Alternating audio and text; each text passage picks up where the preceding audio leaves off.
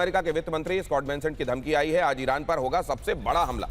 तो क्या अभी तक आप छोटे मझोले हमले कर रहे थे, आज बड़ा हमला का मतलब क्या है? और जैसे प्रोफेसर अमिताभ कह रहे थे कि आपने अभी तक इतने सारे हमले किए हैं, महत्वपूर्ण जगहों को आपने पहले ही रिकॉग्नाइज करके, आइडेंटिफाई करके, ईयर मार्क करके रखा होगा, तो आप ये आज आप किसको निशाना बना रहे हैं?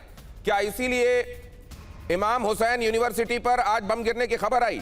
क्या इसीलिए कहीं कोई स्कूल है जो बम की चपेट में आ जाता है?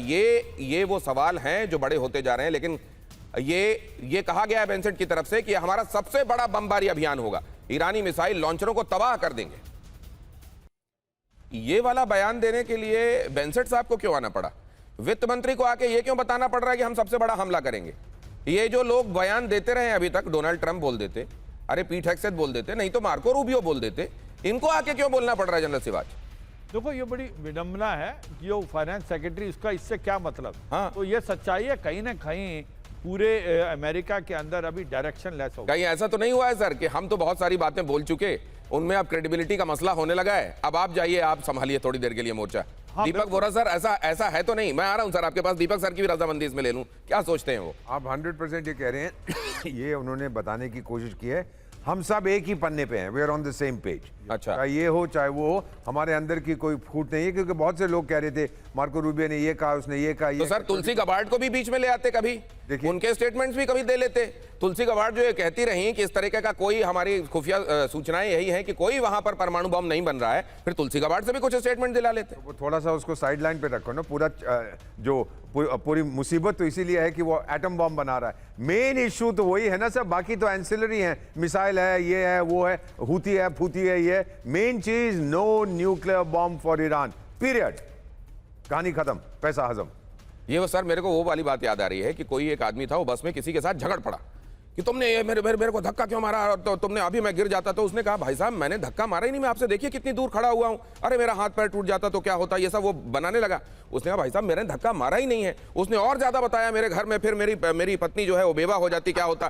बोले भाई साहब धक्का लगा कहां? अरे लग जाता तो ये यही परमाणु बम के साथ है सर, ये परमाणु बम बन जाता तो, ये वाली बात करके जो हमला बोला गया है। अगली खबर देखिए, ईरानी राष्ट्रपति के पड़ोसी देशों से माफी। ईरान के राष्ट्रपति मसूद पेजेश्कियान ने कहा पड़ोसी देशों पर हमला नहीं करेगा ईरान, पड़ोसी देशों से हमले पर ही जवाब देगा ईरान। ईरान के टेम्पररी लीडरशिप काउंसिल में यह फैसला लिया गया है कि ये तभी हमला किया जाएगा अब जब उधर से हमला आएगा, वरना हमला किया नहीं जाएगा।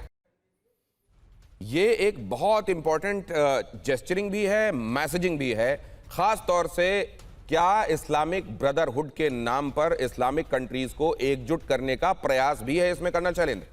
नहीं, देखिए बड़ी सीधी बात है कि ईरान ने कोशिश कर ली कि उन बेसिस पर जो इन कंट्रीज में हैं, यूएस के बेसिस के ऊपर अटैक किया, कुछ कोलेटरल डैमेज भी आया, कुछ उन्होंने डराने की भी कोशिश करी जानबूझकर, और उन्होंने देखा कि उस डर के वजह से अभी तक वो प्रेशर नहीं बन पाया है यूएस के ऊपर उन कंट्रीज द्वारा कि इस चीज को रोका जाए। अब उनको ये रियलाइज हो रहा है कि अगर आपने इस्लामिक कंट्रीज को अपने साथ चलाना है, अपने फेवर में रखना है, इमोशनल रखना है, मुस्लिम ब्रदरहुड लेकर आना है, तो ये एक और पैतरा बदला है उन्होंने कि यस हम आपके ऊपर अटैक नहीं करेंगे जब तक कि आपके यहां से कोई हमारे ऊपर अटैक। सर तो इसी में एक बात आपसे पूछना चाह रहा हूं कि क्या सऊदी अरब का ये कहना है कि ये भैया पाकिस्तान तुमने मेरे साथ एक करार किया था, 2025 दिसंबर की बात है, आओ हम पर हमला हो रहा है तो आओ ना साथ दो, क्या ये सब बातें जब अब आने लगी सामने तो क्या ईरान को ये दिखाई दिया कि ये एक्चुअली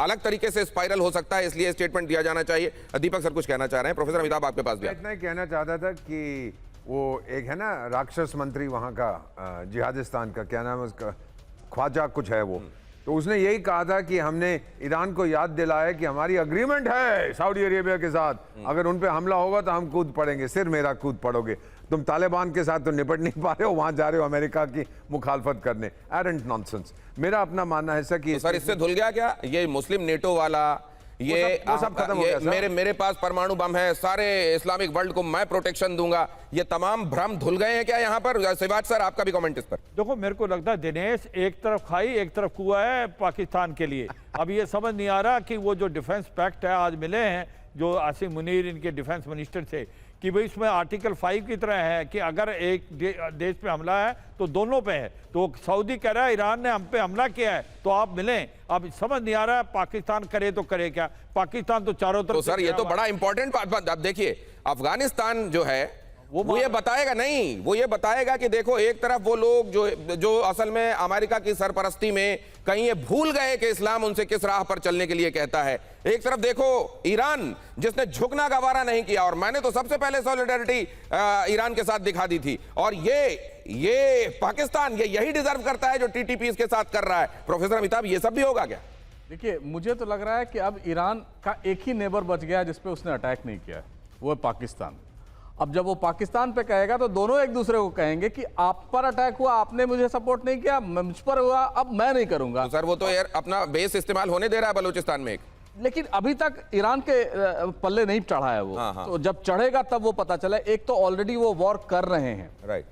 और इस बीच अगर वो अटैक कर देता है ईरान, और देर सबेर करेगा, अजरबैजान पे नक्शिवान पे किया, नक्शिवान या अजरबैजान को इससे कुछ लेना ही देना नहीं था, उस पर भी अटैक हो रहा है। तुर्की है जो ईरान को सपोर्ट कर रहा था, उस पर अटैक हो गया।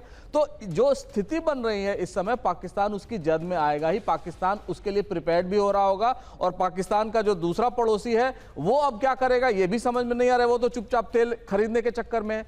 तो ये पूरा जो परिदृश्य बन रहा है इस समय वेस्ट एशिया और हमारे नेबर का, उसको देख के लग रहा है कि कोई इसकी जद से नहीं बचेगा।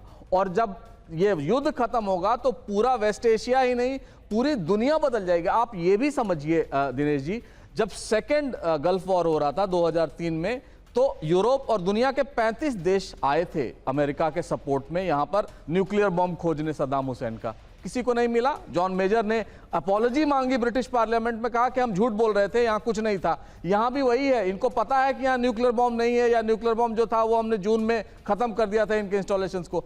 अब ये सिर्फ वो झूठ को परपिचुएट कर रहे हैं कि जब तक ये रहेगा।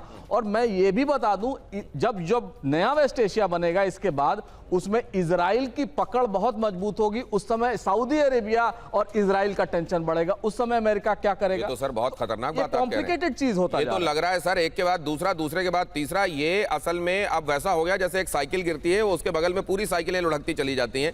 क्या ये वो वाली स्थिति होने वाली